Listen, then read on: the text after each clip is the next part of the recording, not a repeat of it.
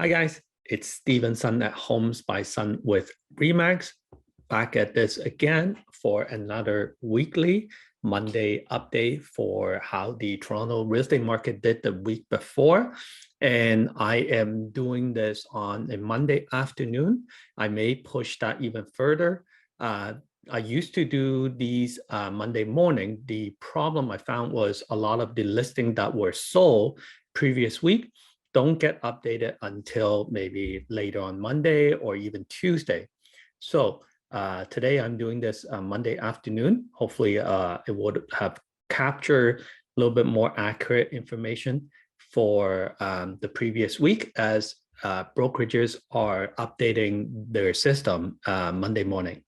So today I wanted to not only talk about the stats for the previous week, also we're going to take a look at a clause that appears in probably 99% of the contract, real estate contract.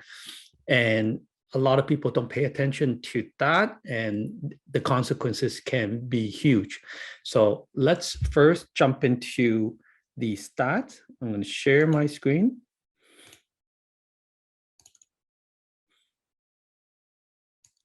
Move this here. Okay, so first of all, we're going to take a look at the freehold market. Now, when we are talking about freehold GTA, I want to draw your attention again. These are the areas we are talking about: Durham, Halton, Peel, York, and Toronto.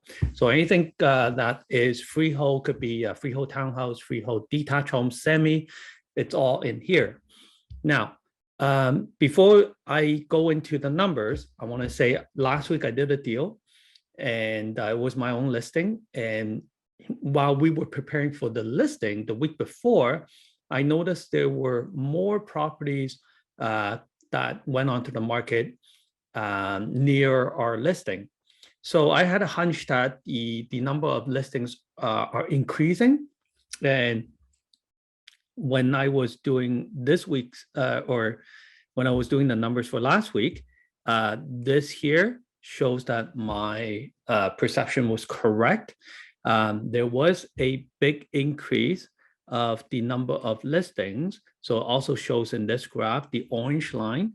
The orange line shows the number of new listings that came onto the market last week. And as you can see, since January, there has been a steady increase of new listings. Now, keep in mind that listings take a little while to get onto the market.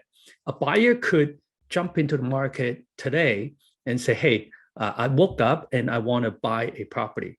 But a seller can't wake up one day and say, I'm going to put my property on the market tomorrow, unless it's a vacant property. So most of the time what happens is, I believe a lot of sellers had the intention of selling, but they just need time for their agents to prepare the listing, maybe get photos done, staging, all that kind of stuff. So as the year starts from January, so this is January onwards, we are seeing a lot more listings coming onto the market. And that is very typical of an early spring market.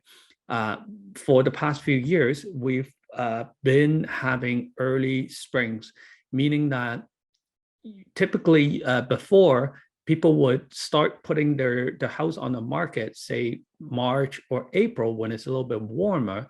But in the past 3 or 4 years, sellers have been putting their properties much earlier in the year and trying to have it sold in January and have the closing day around March and April so that they can move when it's warmer instead of selling when it's warmer. So this is the trend that we're seeing. And I do anticipate that more and more properties are going to be on the market, especially when sellers see that how well the neighbors are getting, and then they think to themselves, well, let me try to sell my home. If I can get that number, then I can move on to a bigger home, so on and so forth. Now, the number of listing has increased last week, but the number of transaction, which is the 1089 number, this number here, didn't rise as much as the percentage or the ratio for new listings, which is interesting. You would think that, if there are a lot more listings, there should be a lot more transaction. But don't forget, the buyer pool doesn't increase as fast in a way that, many sellers might have already planned to put it on the market 2 weeks before, 3 weeks before. And that's why we see a jump of number of new listings. But the buyers, even though they can jump into the market right away, many buyers still need to get pre-approval done, this and that.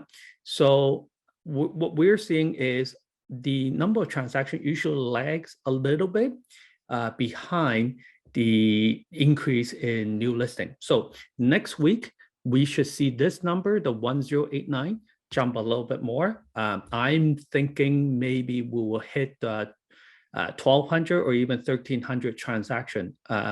So deals are being done this current week. So when I do my update for next Monday, we should see that number hit around 1200 to 1300, which follows that there are more listings on the market. The transaction that are done for 101%, which means over asking, which is this number 986. Oh, this number here, 936. Sorry, my apologies. So 936. Let me just erase all that. So 936. This is the number I'm referring to.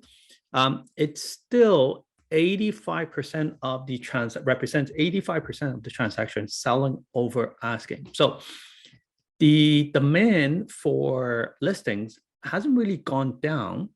There are just more selections on the market, but the ones that are on the market are all, or 85% or 86% of them are selling over asking. Typically, as the number of listings increase, this number should go down. So I'm anticipating this number, 85.95%, should go down the week after. We should see a slight dip because the buyer pool is only that big. And when you have so many listings, there are some listings are not going to be sold. And I can tell from the fact that last week, I could see that many listings which were gearing for multiple offers didn't get either the price that they want or they got very few multiple offers. Buyers are starting to see more listings coming onto market, so they are less urgent to try to bid for a property. So I'm going to say next week, we're going to get more transaction done, but the number of listing getting sold for over asking should decrease. Okay, so then we are going to take a look at the average price, which is this column here, the average home price. Average home price, unsurprisingly, went up. So the week before, it was kind of flat here, and then now it's trending up. There could be more transaction done on a higher end, which also brings up the average. But with the number of transaction that we're seeing, this is great for the sellers. So if you're a seller and you're still thinking about maybe should I put it up for the market, you should. You may not hit the exact same number as your neighbor if you have like similar properties, but you are still selling at a peak. You can see that we're back to the peak of end of last year in terms of the average price. So it is a good market to sell. If you're a buyer, should you wait? Well, I think you can wait a little bit. Hopefully this number doesn't keep going up or goes up slower, but it's hard to say. It's a gamble. if you see something you like today, and there are only 3 or 4 people bidding on it, I say you should go for it. Because even though you may be paying a little bit more premium right now, at least you know that you got a place instead of still living with an unknown. What if spring comes and even more people jump into the market, they get their finances ready, they're ready to buy, and you have even more competition. So if you didn't buy 2 weeks ago, you should definitely look at buying this week. Now, in the condo side, let's take a look at the condo side. Now, the condo side, the number of new listings here also steadily increasing, not as fast as the freehold side, but still increasing. So we're getting more product into the market. We're talking about GTA, so only Toronto condos, not GTA. We're only talking about Toronto condos, not the whole GTA.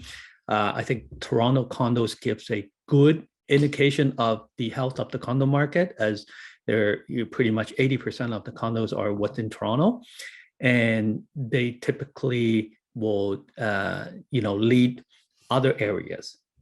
So in terms of number of transactions, we had a slight drop. So instead of 440, we have 413 transactions.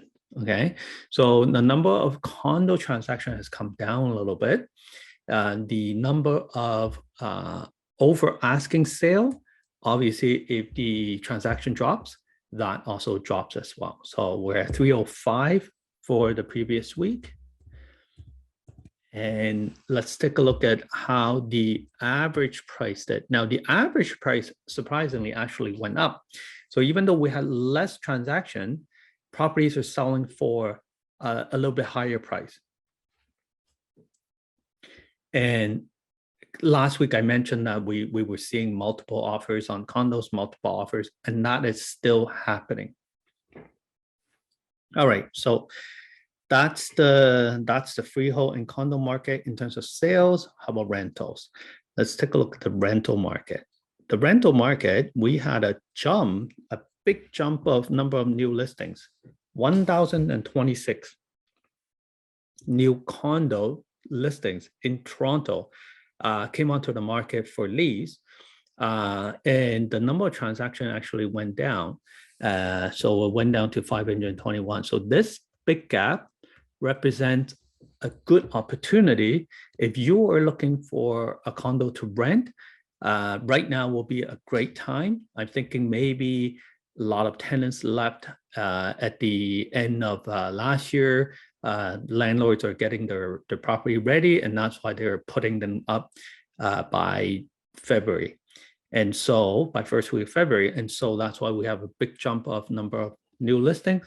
And it's a great time for you to get into the market and maybe negotiate a price.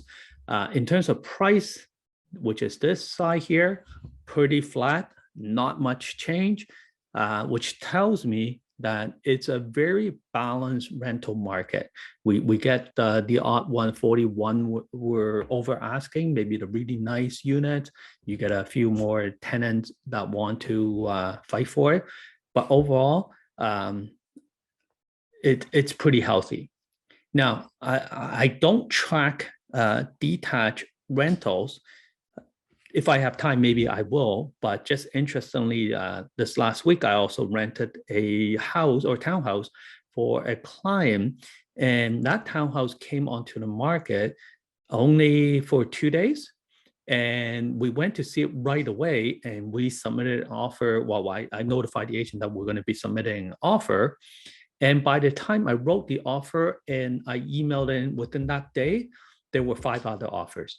So freehold or townhouse or detached home rentals are pretty fierce right now. There are a lot of sellers who sold their house for a great amount of money to capitalize on the boom in the real estate market. They are renting now.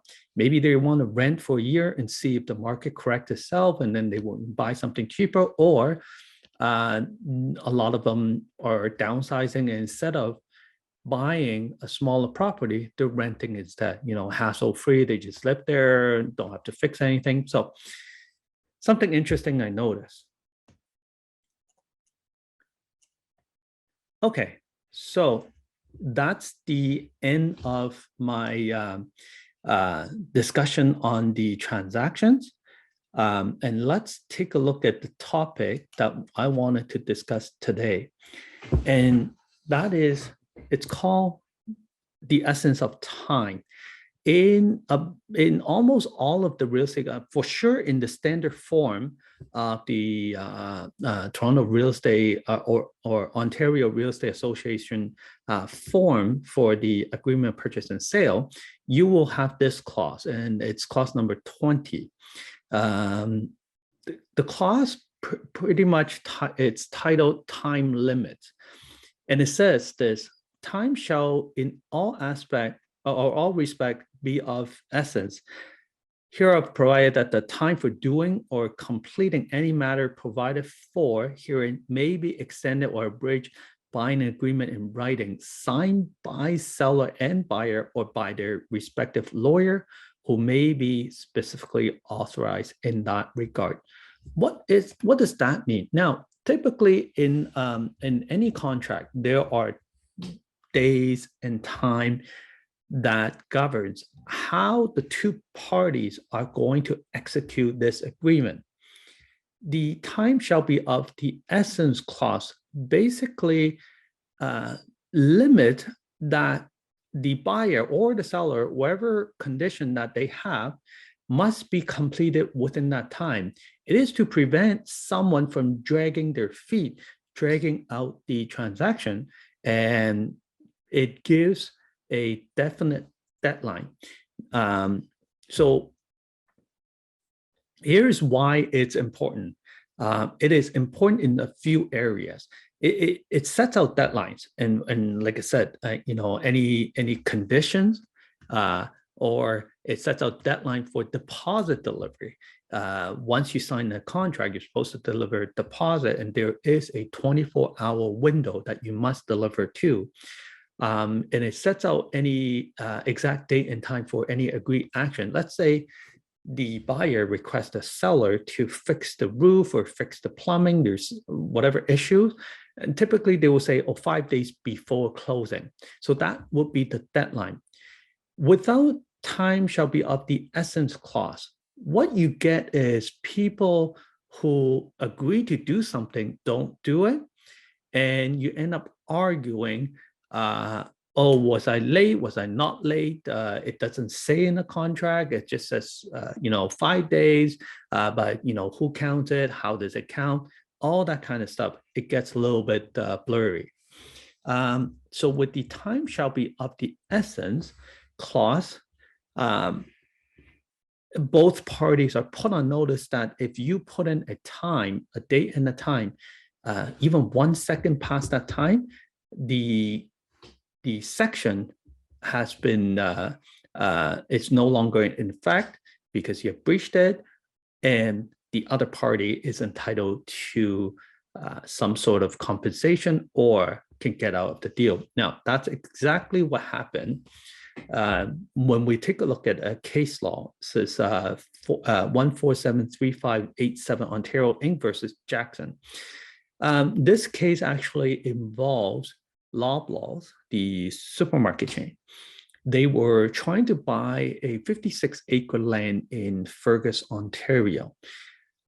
During that transaction, Loblaw made the offer, and within the offer, it specified that Loblaw was supposed to deliver a deposit within 5 days, 5 business days.